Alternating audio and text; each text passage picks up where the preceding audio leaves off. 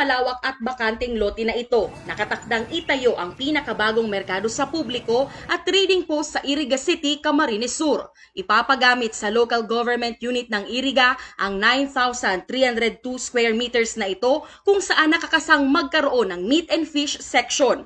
May pwesto rin para sa mga prutas, gulay at iba pang agricultural products. Gabos na commercial na nakaluag duman sa public market ibubog tatakdi. This will serve as public market too. So lahat-lahat. Pero ang nakadagdag lang digdi ay itong makagpo kita nin night market. Sa kada banggi magkakaigwa po kita digding merkado o saudan sa Iriga o saudan sa Piltrangco sa designated day, at least twice a day. Pero ang lubos na kaabang-abang sa merkado sa Piltrangco ay ang night market.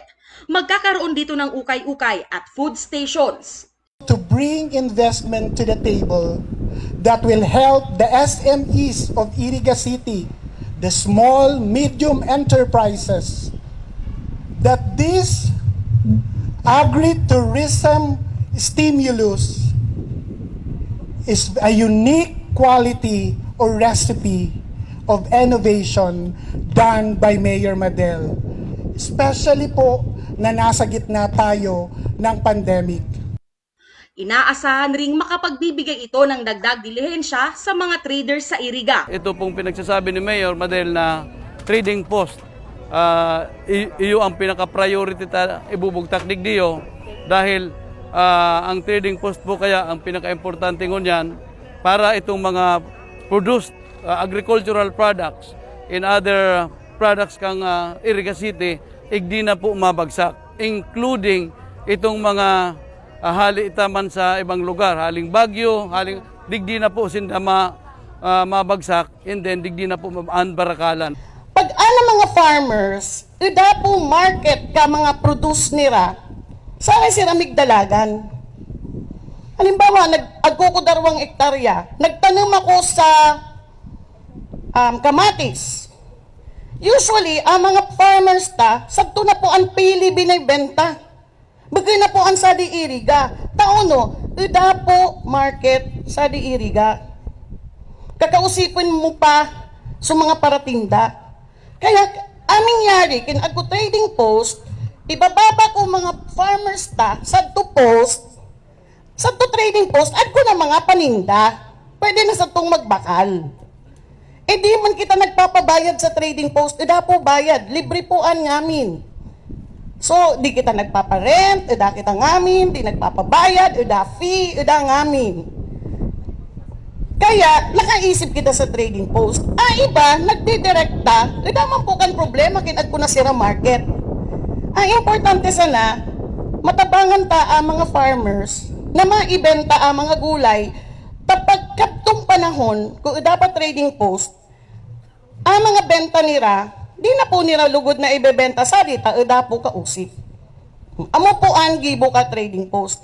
Siguro ngamin po kita nakaiyan na sa Baguio. Ngani po, ngamin na kita nakaiyan sa Baguio. Anong dream na mo, sana ari ka na trading post na sana ang mga produce ka ngamin na farmers, bukis na sa Iriga, sana ka na ito ibagsak. Parang pag umiyan na ang mga paratinda, bagay na po ang mga parasaid at target At target kintana, pati ibang lugar. Amo po ang dream. Amo po ang dream Nitong Lunes, ginanap na ang Memorandum of Agreement signing at ceremonial turnover ng dating Piltrangco Terminal. Malaki ang pasasalamat ng pamahalaang panlungsod ng Iriga dahil libre itong ipinapagamit ng may-ari ng lupa na si Mr. Ronaldo Tan. LGU Iriga's been very cooperative in our business partnership. So when they send proposal that they want to use portion of this property, the Board of Directors did not hesitate to approve the proposal. And it was generous of them that the LGU Iriga may use of this property free. So no rental at all. MSMEs, makakatabang ini, since we have a working space in the IT building, pagkatapos kang incubation, pwede silang mag-practice digdi, mahihiling ninda. So, mahihiling ta if it works or not, kung ano ang negosyo ninda. So, less na ang chances na magbagsak ang mga negosyo ninda ta nasusuportahan kang gobyerno. So, yan, tabang yan sa dakula, livelihoods. We are also very blessed and very thankful to all the private sectors because they are very supportive from the start. 100% talaga ang support nila. And every time na nagte-text sinda sa ko, aram ko na we are on the right track kasi nagsasabi sindang magayunon, laudable, tapos tama ang ginigibo. So, yan naman, at least affirmation na we are indeed on the right track. So, luway-luway lang. Sana ang apelasyon ko sa inda, embrace ninda ini. Sa inda man po ini. 3 hanggang 5 taong libreng ipapagamit ang private property na ito sa local government unit ng Iriga.